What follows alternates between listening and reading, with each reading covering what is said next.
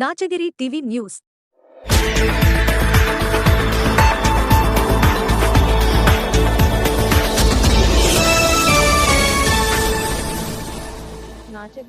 మన నాచగిరి టీవీని సబ్స్క్రైబ్ చేయండి.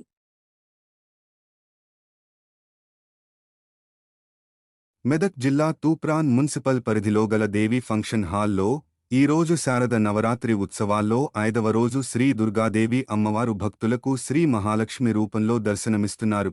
దేవి గార్డెన్లో బ్రహ్మశ్రీ సలాక రాజేశ్వర్ శర్మ మరియు దుర్గాదేవి భక్త బృందం ఆధ్వర్యంలో నిర్వహిస్తున్న కార్యక్రమానికి అత్యధిక కుటుంబాలు చండీ హోమం నిర్వహించుకున్నారు.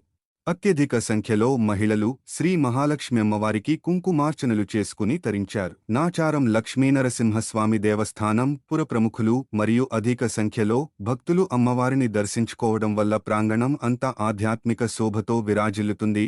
యథావిధిగా నిత్య కార్యక్రమాలు ప్రాతఃకాల, ప్రదోషకాలం, చతుర్హష్టి పూజలు, సంగీత విభావరి మరియు అన్నప్రసాద వితరణ నిర్వహించారు.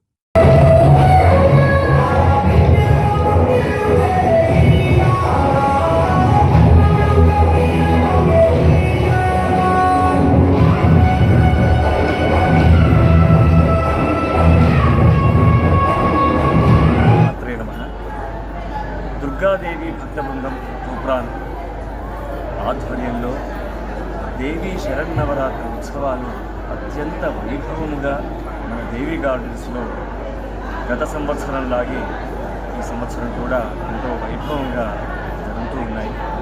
నేడు అమ్మవారు మహాలక్ష్మి రూపంలో మనకు దర్శనమిస్తూ ఉన్నారు.